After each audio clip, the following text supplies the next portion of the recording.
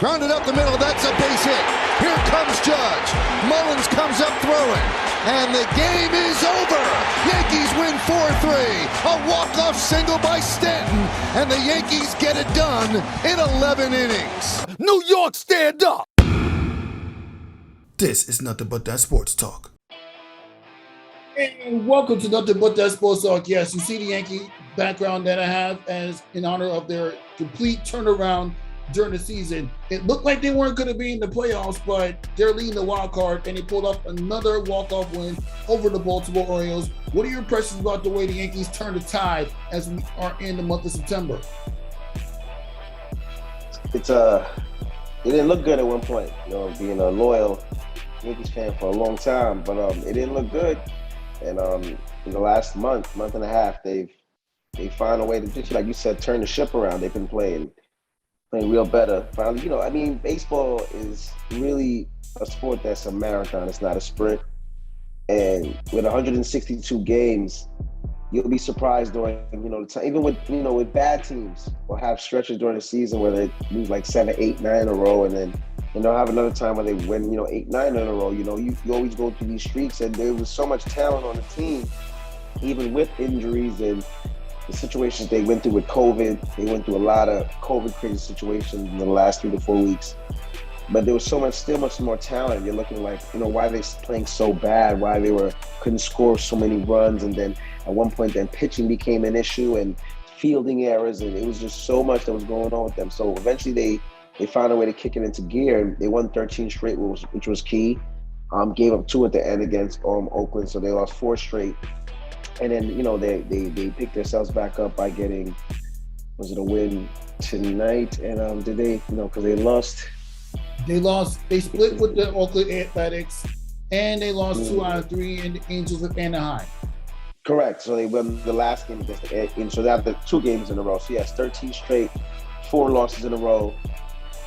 They salvaged the game against the Angels, the last game of that road trip, and then finally the walk-off tonight against the Orioles. So trying to get it back in again. They just got to find a way to stay afloat in that wild card chase, which they're on 2 games up on now.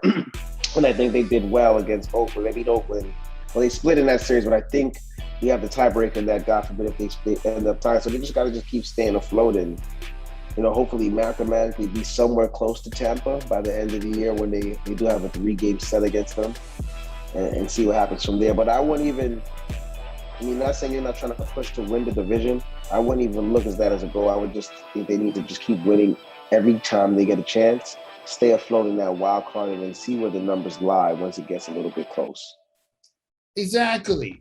And that's all it takes just for the Yankees to turn it around. And we watch the Yankees for years. They're going to have a plus 500 season at least. They don't make it to the playoffs every year, but they're always going to have a plus 500 season. You know why?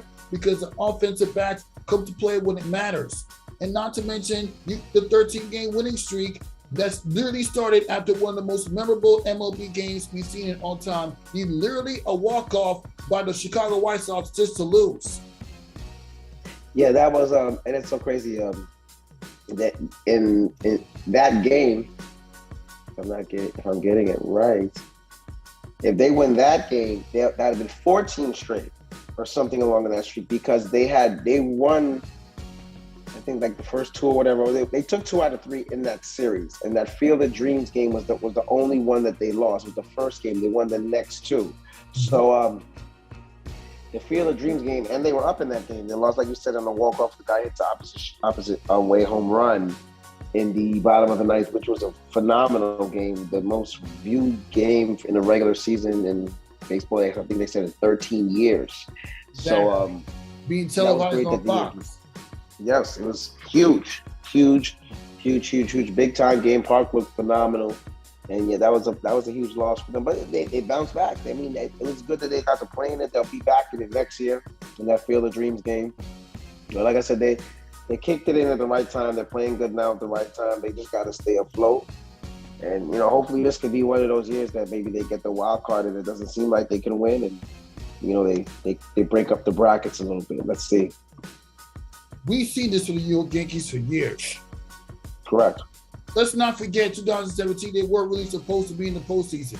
They won the wild card game. They came back from 2 games down to take out the Indians, and they gave it the road, literally game 6 and 7, just to take it up by Houston Astros. Case in point. Right.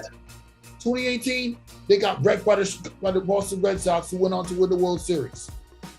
2019, lost in 6 games on a walk-up by the Astros.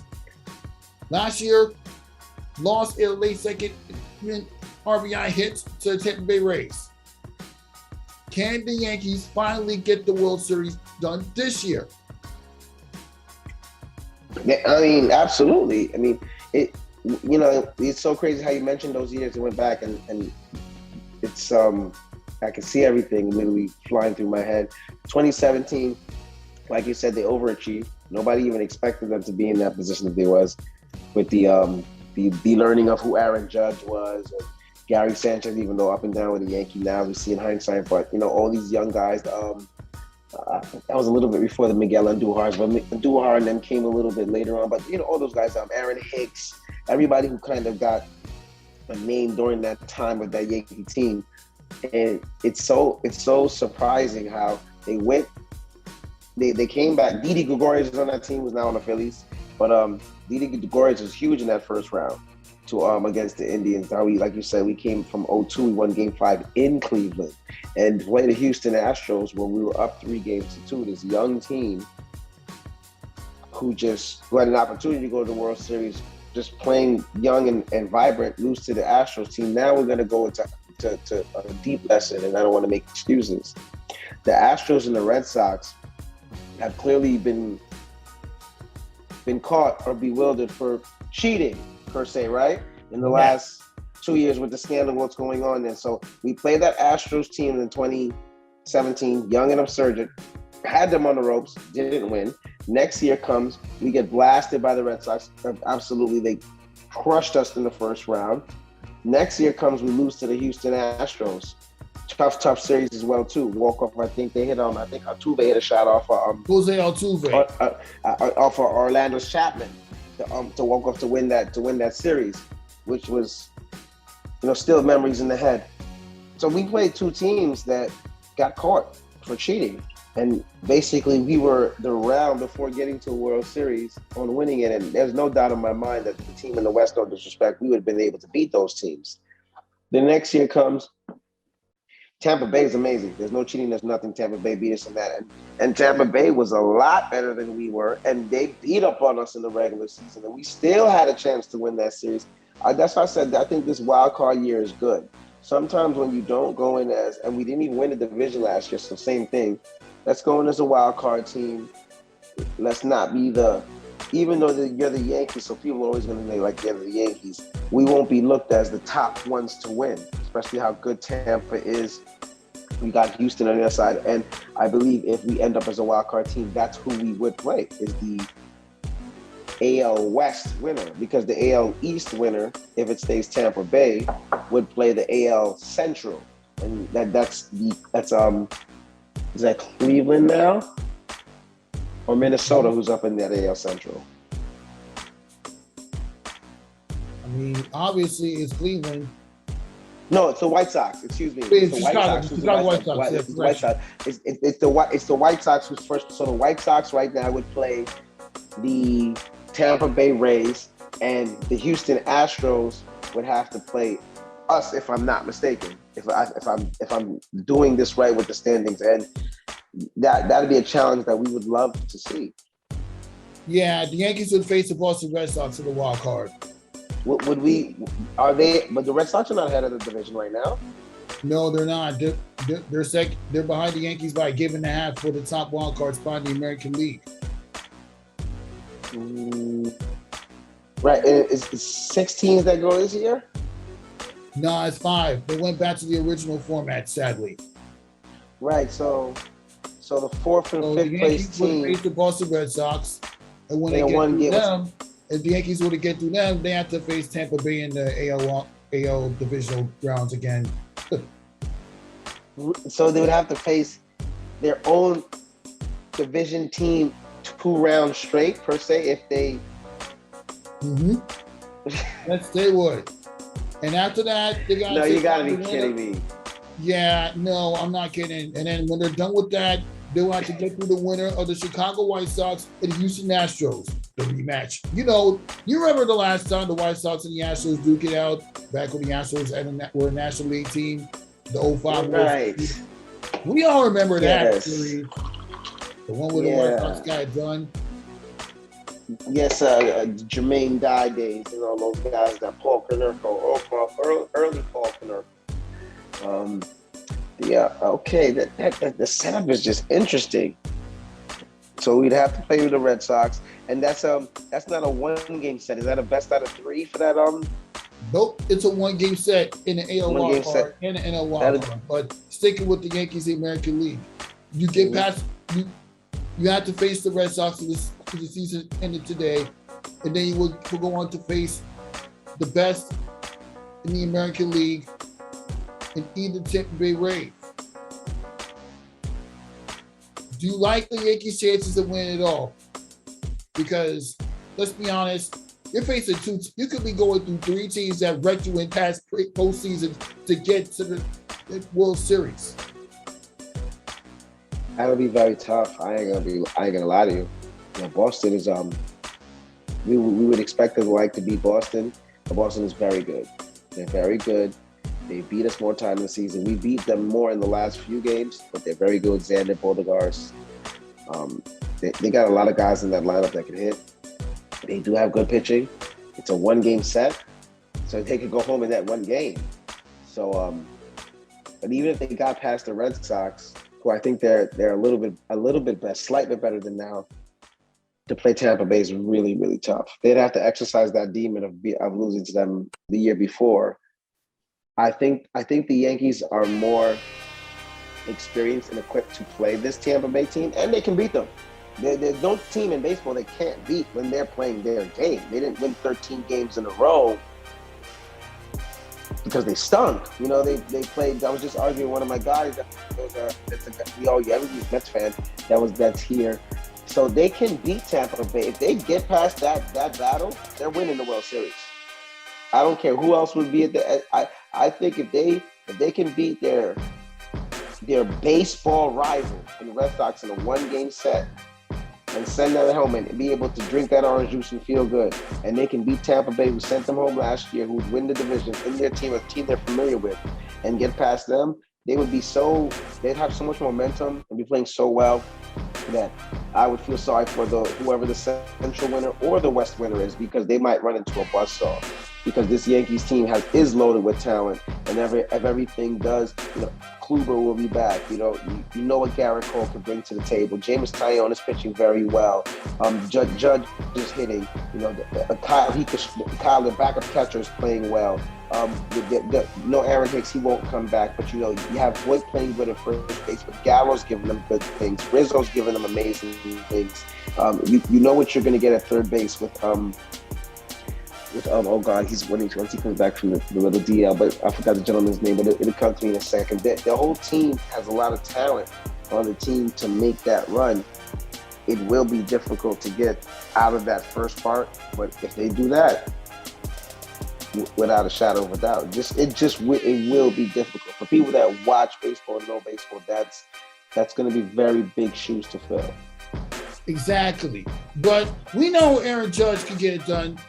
As much as we watch Aaron Judge's baseball career blossom, smacking home runs from the unexpected where he managed to win an American League award back in 2017 before having the most home runs in the American League and most home runs by a rookie, to now not as many home runs as he did in the past, but still being a useful offensive weapon alongside Giancarlo Stanton.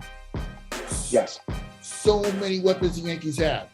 But the sad part is they went nearly a decade without winning the World Series, which is not a bad thing because they have the most championships in baseball and any time sports, once you erase the fact that they're the only team to blow a 3-0 lead in a playoff series. But I know Yankees don't want to talk about that. Let's just get to the positives. This Yankees team has the potential to have a deep run. Yeah, I was debating with one of my guys as a Mets fan. He was very high the whole year. You know, the Mets was in first place almost the whole year except for the last 3-4 weeks, as we clearly see. But they had a lot of games in the season they didn't play during the COVID as well too, and those other teams did have to play, and the numbers never matched up. And I told my guy, I said, when all the numbers finally fill in, we'll see where everybody finally plays out and where everybody matches up to be.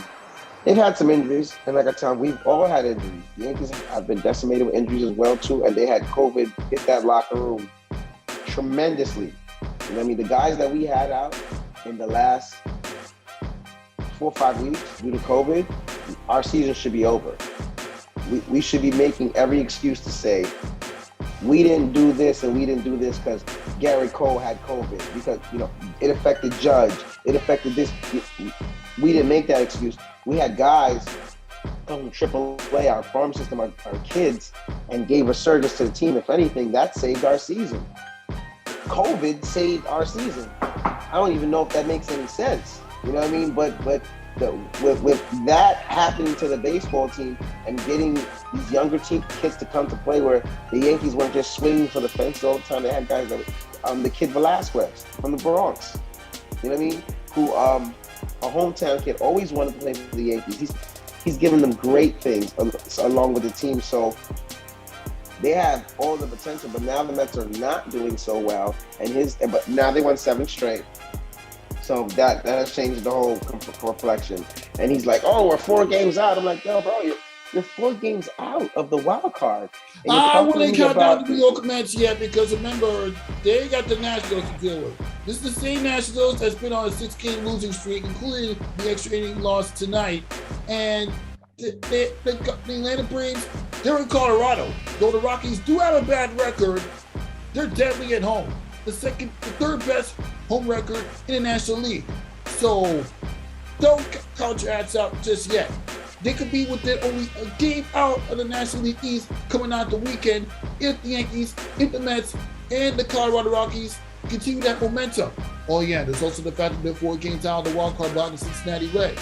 The Mets playoff chances look bleak when they only got 1 or 2 games combined for the Giants and the Dodgers, but right now, they got a ray of hope going into September. But look at my face. I know how you feel, but are you serious? Let's not forget, once you get the easiest games possible, they can actually give the Braves a run for their money. And we can't ignore the fighting Phils. They got a series against them. The Mets just need to get all their players back healthy and strong. Let's not forget they were only this bad because the injuries that they've had these past few months. If the offense had stayed healthy, the Mets would not have lost the division lead after literally 90 days. I think. What's today's date? September 4th. It is September 4th. The baseball season is over in 2.5 weeks. Okay? About 2.5 to 3 weeks. Yes, mathematically, they have a chance. Yes, realistically, they have a chance. Me telling you what I'm just telling you, they are done. They are not going to the playoffs. The only way they can go is by winning the division, because the NL East is only getting 1 team. The Dodgers and the Giants are in a deadlock tie right now as we speak in the NL West. And the Dodgers are the division winner because they won more games against the Giants. The Giants are right underneath them. They're going to the playoffs. All right. So now you look at the Central, just like you said. In the Central, the Milwaukee Brewers are winning by like 8 or 9 games. Right. The Reds are 10.5 games to be exact. That Central is locked. So done. You know what I mean? Okay, that Central is locked. But when you're only 4 games out. Correct. It's great the postseason. But the national stink. I get it. Let's not forget. How many teams were out by 7 games and still made a hot stretch into the postseason somehow? Remember the Mets came back and won the NL wild card, and they had to win a game against the Cincinnati Reds back in the late 90s or somewhere in the 90s. Remember when they came back and won that division? You were like 4. You were like 4 years old. You're talking to me about Do you remember when the Mets blew a 7-game lead to the Philadelphia Fighting Phils during the Wright Howard days? When they won 7 games with 2 weeks left. The Mets won, and they did it again the next year. 2 weeks left, they choked. Teams choke in baseball. It can still happen, my guy. And that's why I don't even need to be here, because you're proving everything with my point to tell you why I'm telling you historically the Mets are not going to win the division. They always find a way to blow in this way. This team of core of guys have nothing to do with those tragic years that we're speaking about before with those Tom Glavine when they blew the 7-game lead and they did it again the next year. Then they fight. No correlation in regards to players, just correlation in regards to franchise. Now, I just don't think it's going to happen. And this is not being a hater, because I judge baseball how it is. The Mets actually do have a decent baseball team. The problem with the Mets right now is that their best player, and probably one of the best players in baseball, is not playing right now with DeGrom. He's supposed to come back or not supposed to come back, right? They're probably going to try to rush him back because he's supposed to resurrect the team in 3 weeks. I get it, right? So 3 whole starts. So now, if he doesn't come back, they're done. But if he does come back, I guess that's supposed to give them life. But here goes the problem with the Mets. That offense is complete trash. That offense is it's like a ghetto drug dealer who has Dow Jones. The Mets were facing title contenders in the Giants and the Dodgers during the month of August. That's the only reason why they were so bad. Say it again. The Mets were facing the Giants and the Dodgers in that 2-week stretch. They had.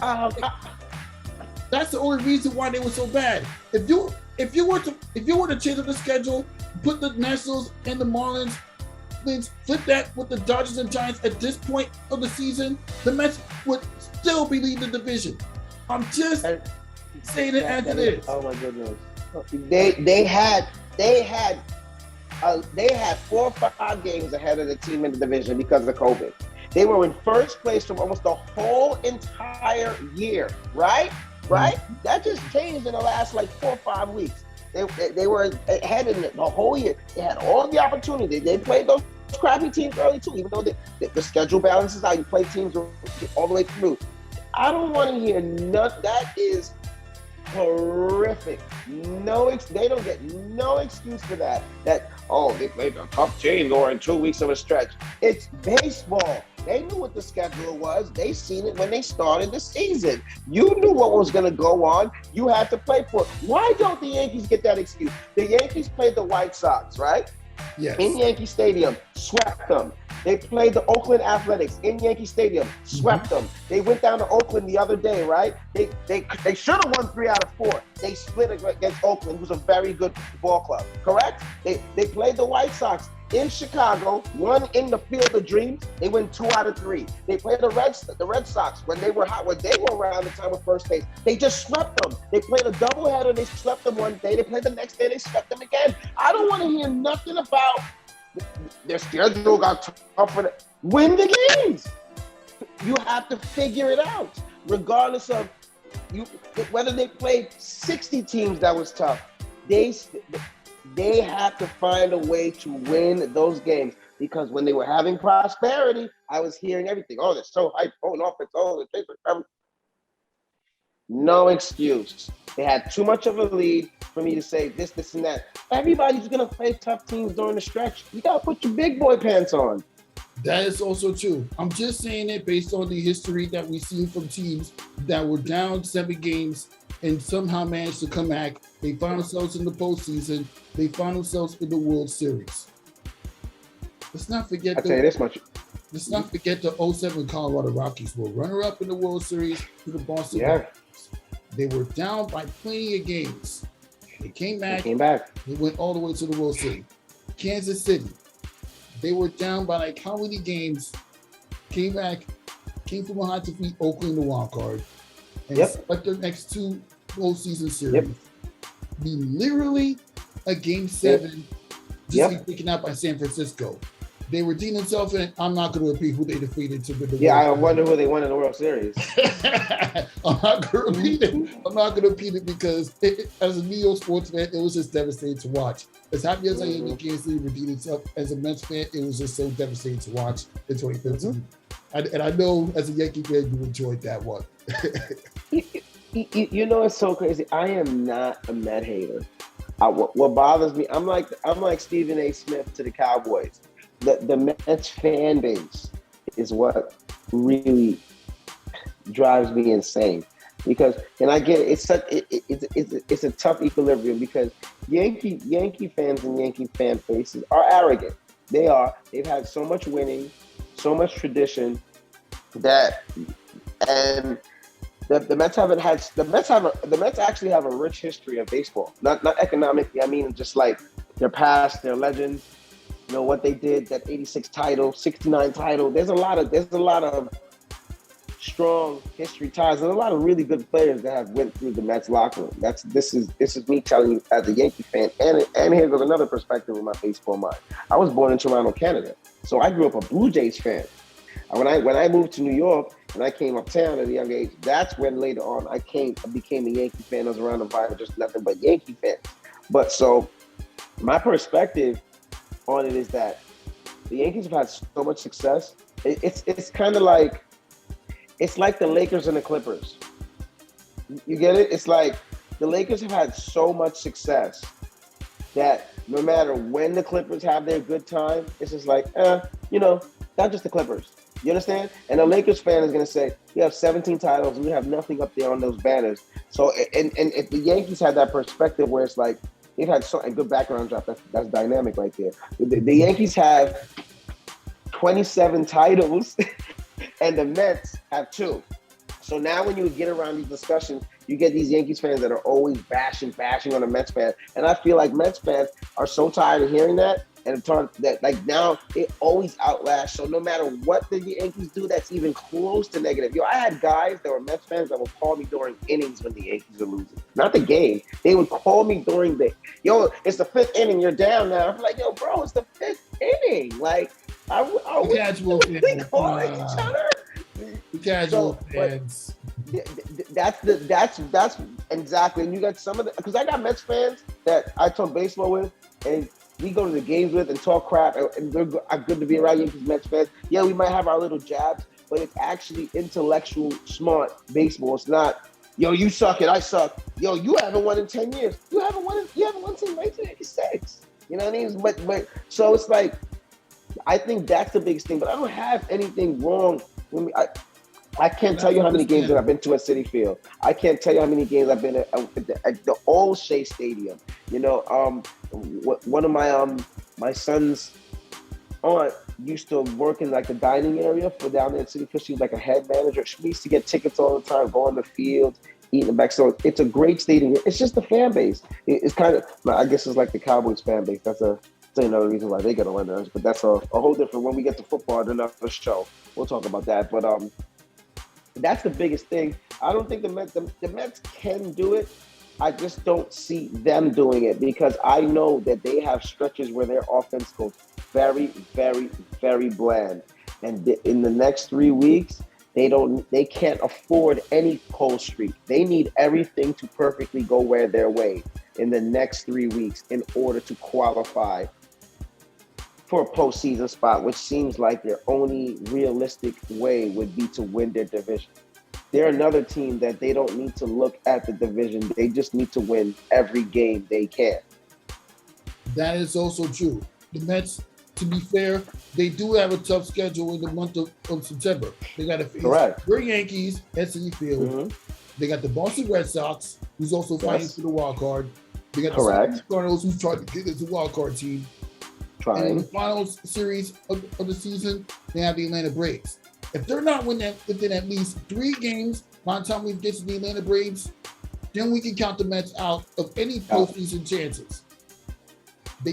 If they're out by at least 3 games against the Cincinnati Reds, who also have a tough schedule, we can count them out, but we can't count them out. It depends how well the Reds do, because Cincinnati did get 2 games at Citi Field. And the Correct. Reds are kind of unpredictable. They're going to Yes, go they through did. a stretch just where they have bad seasons.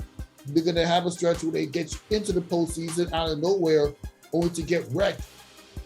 Cincinnati Reds, they're unpredictable. You have to follow them year after year after year and watch them every year like we do with the New York Mets and Yankees in order to understand why they only make it to the postseason once in a blue moon. And you know what's so crazy about Cincinnati? If Milwaukee wasn't so damn good and so damn hot this whole season, they'd be in first place. They have 76 wins or 77 wins, I believe, Cincinnati. But like you said, they've kind of been an enigma where you can get some really bad ball out of them, and then you get a stretch where they're playing good ball. And like you said, they came into the City Field and took 2 out of 3.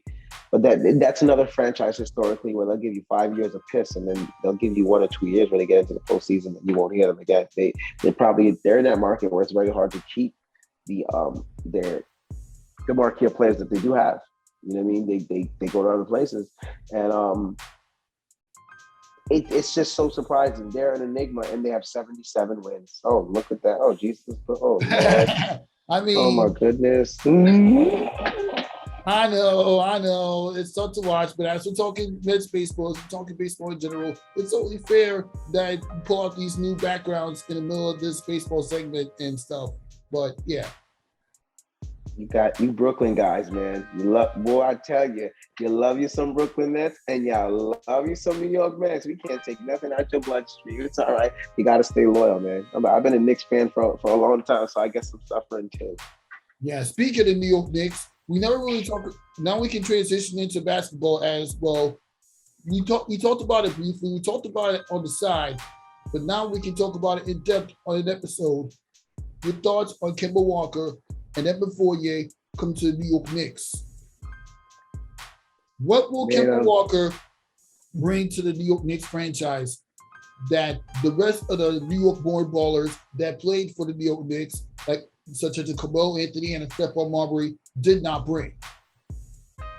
I think definitely what we'll see him bring off top is just his way to get to the basket. That's going to be key for us. We've never had we've had 1 guy here and there, 2 guys here and there.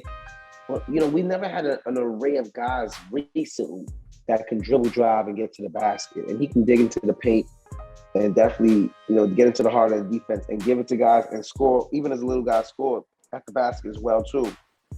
The biggest Achilles heel, which everybody's going to talk about, is his injuries over the last few seasons and how he will be bounced back. He came off of surgery from last season, but played at the end part of the year and so on and so forth. That's good with the Knicks drop there, too. Look at that. We need that. MSG, 34th Street. And as long as he's fine and healthy, which I'm not going to win. I think Kemba is going to be back 100%. I think he's very rejuvenated to play because, you're home. You're home in your hometown. And I don't want to say Kemba can't do no wrong here, but he's very loved in New York, especially for what he's done in general in New York for the kids, for basketball, even him going to UConn and it's Connecticut, but it's UConn, and what he did at the Garden for Big East tournament and the national championship run just from New York to be a small guard from the Bronx. He just got such a phenomenal story behind him. And, if you can't write this story any better, you're talking about 2 African parents from the Bronx, right? They migrated, get to the Bronx. They have this young man, undersized guard in New York. It's always more difficult as an undersized guard in general. You go to Rice High School.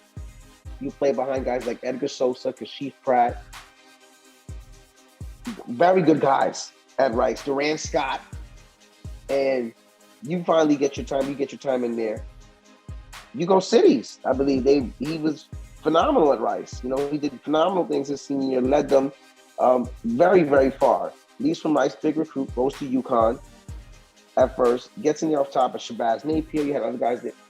And then when he gets his run, he takes them to the national championship in an incredible run where I mean, what, 11 straight games, 13 straight games at the end of the 11 year? straight games. 11 straight. It's just The buzzer beater. it's astronomical. Astronomical. To taking out Butler. Just astronomical. Final four. Kemba Walker did it all in college. He did it all. National championship, most outstanding player. You get drafted to Charlotte. You have a good career in Charlotte. You make decent money. You move on. You make good money at the Celtics. The injuries thrown to him. Now you're back home in New York. So I think he'll be very comfortable with that. Fournier is going to be very, very good for them as well, too, because another guy that I think can dig and drive into the defense, shoot mid-range, shoot the three. Kemba can shoot three as well, too.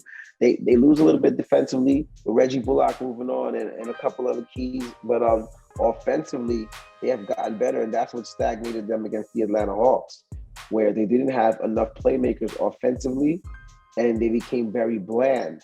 And when you can guard a team a certain way in the postseason, you can expose those flaws. This will give the Knicks a lot more offense.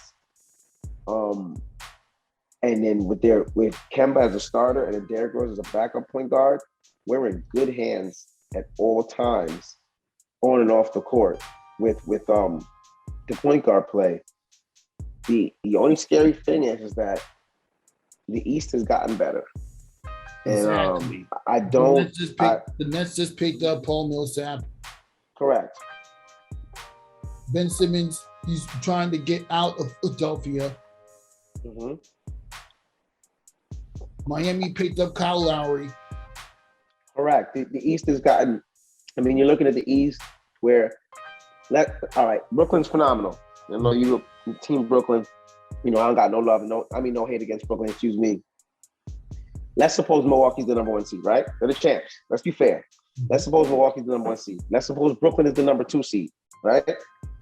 Let's suppose even with Ben Simmons, if he goes or doesn't go, let's say the Sixers are the 3rd seed, right? Miami's gotten better. Kyle Lowry's gotten there. Jimmy Butler. Let's suppose Miami's a 4 seed. Boston. Jalen will come back eventually, right? Tatum's phenomenal.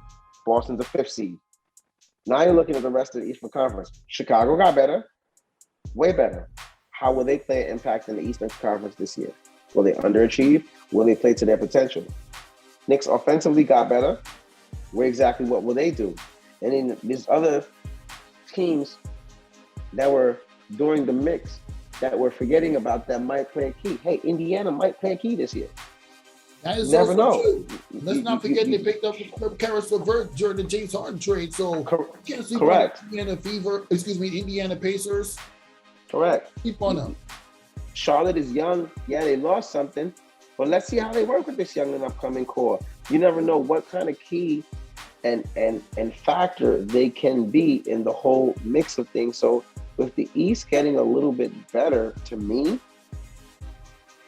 they can't.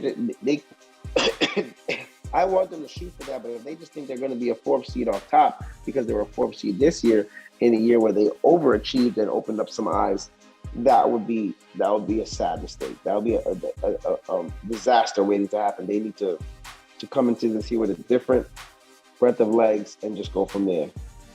Exactly, especially since you're going to be playing an entire 82 game instead of a 72 game.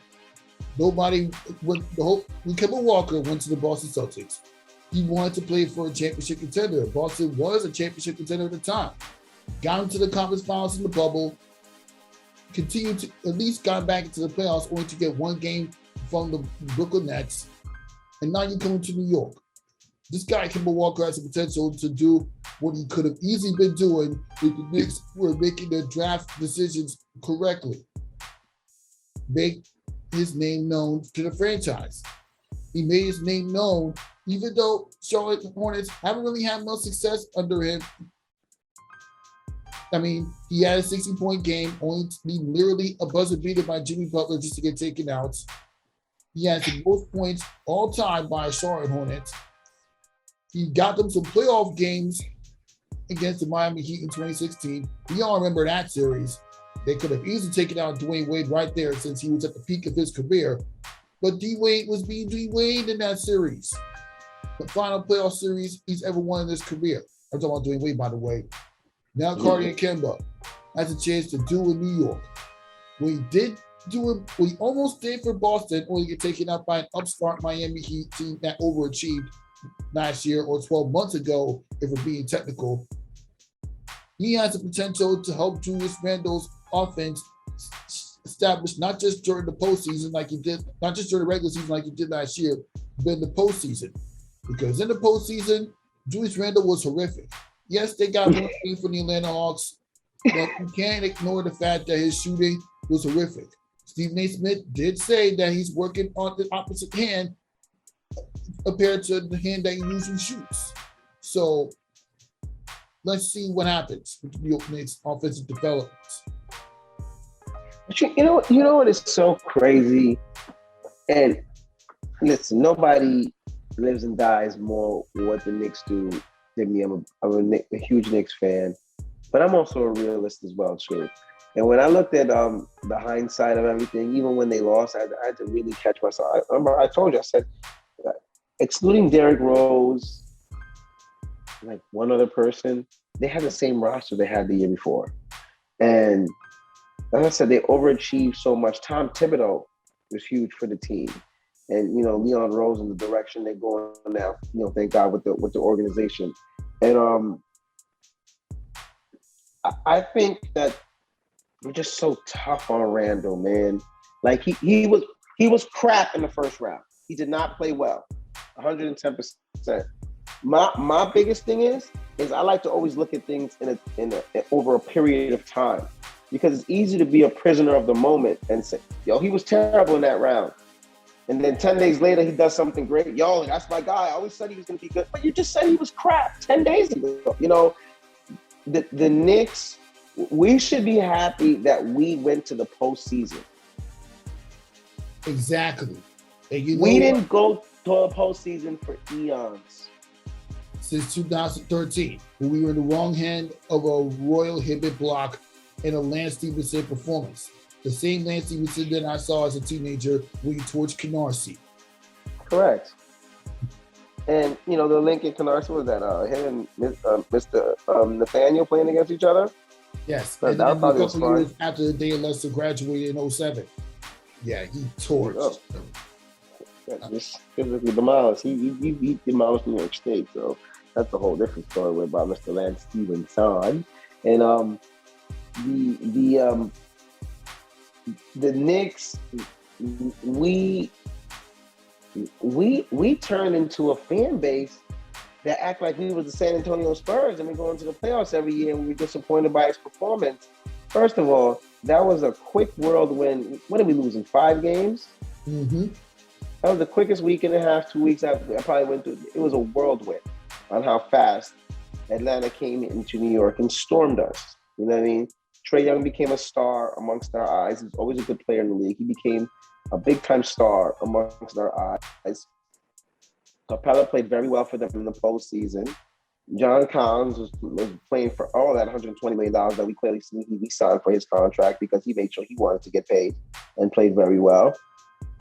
They were coached very well by Nate McMillan. He finally took a team out the first round. They had the right... regular season and postseason are different, especially when you can key on a team. And the Atlanta Hawks had the right game plan for what they wanted to do against us. Now, should we be so? If Randle plays 3 years straight in the postseason and doesn't do well, by golly, rip him in the newspaper, toilet paper his house. I get it, you know what I mean? But if for 4 games, there were many guys that didn't play well in that series. So since we want to point fingers, the only person who really probably played well in the first round was Derrick Rose. The crafty variant. Yeah, nobody that played at their highest level, and we were getting banged up left and right. And then they noticed at one point, game 1 was so key. If they maybe would have been able to win game 1, they might have been able to sneak out that series, even though Atlanta's still more talented than them. But they still would have played Philadelphia and got blasted. So what we didn't play an extra 2 weeks. Boo hoo. So it's just like game 1 was key because that was a game where Atlanta had times in that game where they were doing well too. but the Knicks kind of set a tone and then grabbed the lead. And if they could have kind of seized on it, they might have been able to set the tone and say, you know what, we're a little bit better than you. We're a little bit more physical than you guys. We can get the series. They lost that. Atlanta got super confident. And then during the game 2, you could tell Atlanta could tell, the Knicks won that game. Atlanta could tell we're better than this team. We have more talent than them. And we're going to prove over time that we're better than them. You know what I mean? And that's what became the host of the logistics. Now, if Randall is bad again 2-3 times in the postseason, 110%, get on him. But like I said, this is a guy that was a top 3 pick in the NBA. Tore his leg up. And played with recovered back from the injury. Played with Kobe Bryant. Kobe Bryant stamped and approved the guy, so the guy could play. Okay. Had his time on the Lakers.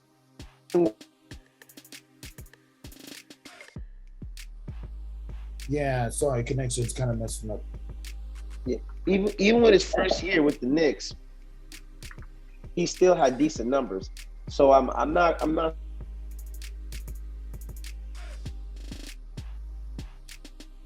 Yeah, can you repeat what you said? Because, can you repeat what you just said? Because, internet connection is kind of stable.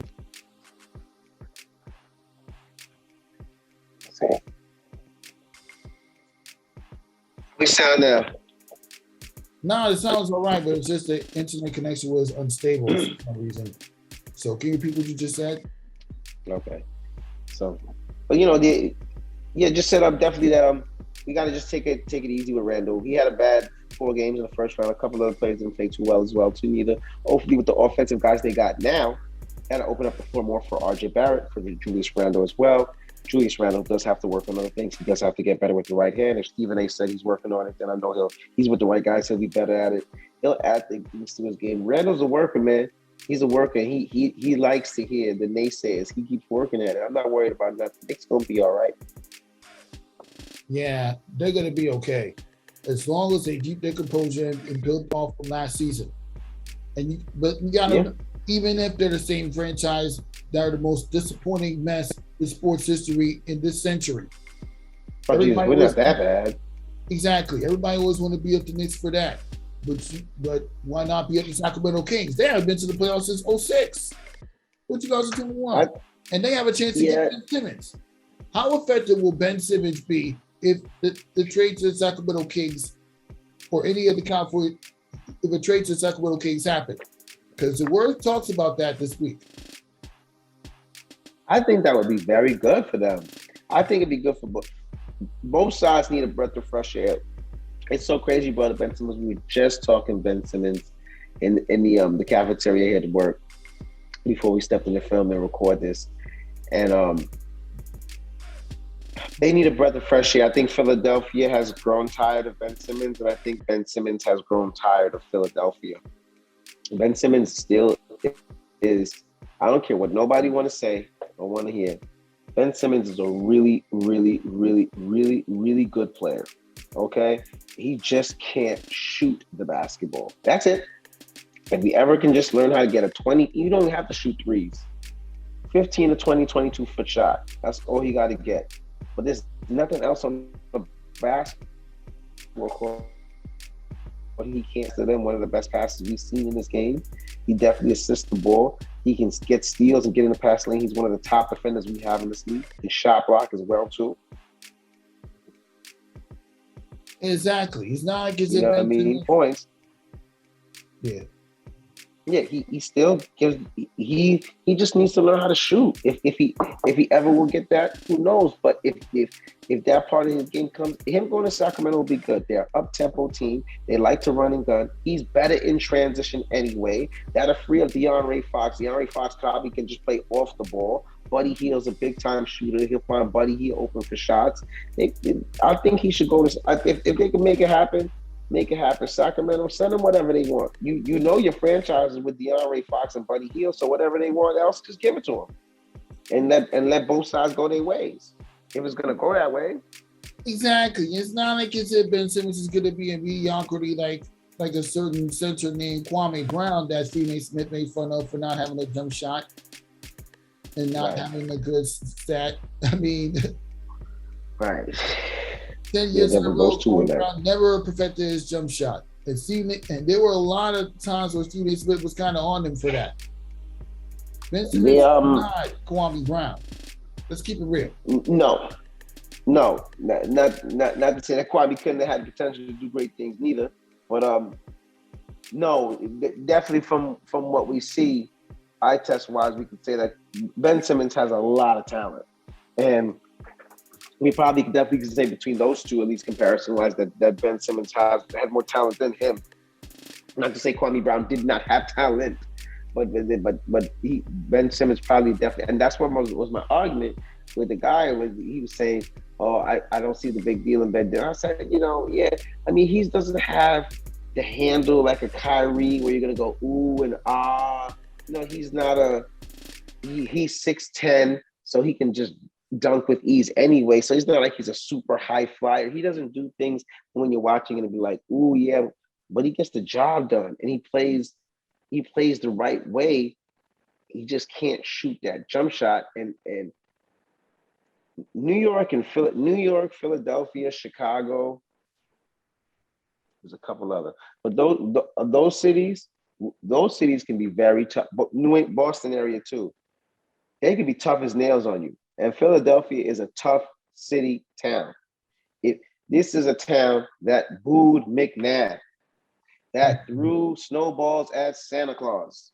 Okay, the list goes on and on. The Eagles and things. On and on and on. Philadelphia, Philly, when you're not doing well, they're gonna let you know. And I think that is a fact. Yeah, they're gonna let you know. And when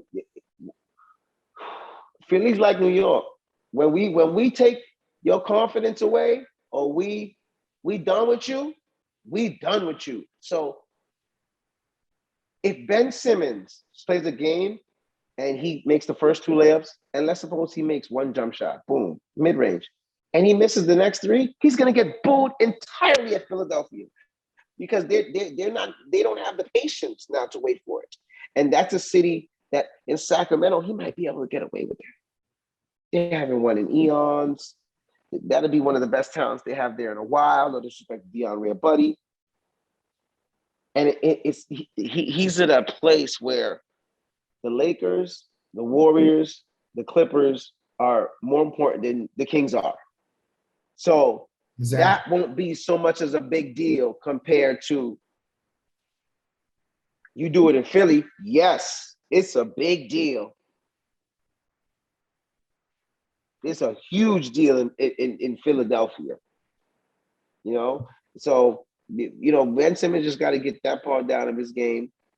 And once he do that, he could be fine. If he doesn't, then he'll just be this type of player for his whole career, where he'll be like a 15, 16-pointer guy, maybe 7, 8, 9 assists, 7, 8 boards, 9 boards, all NBA first team, great steals, can see the floor, but he just won't be able to make a shot. So unless he's around a team with other players that can do those things for him, he won't be he'll just be that.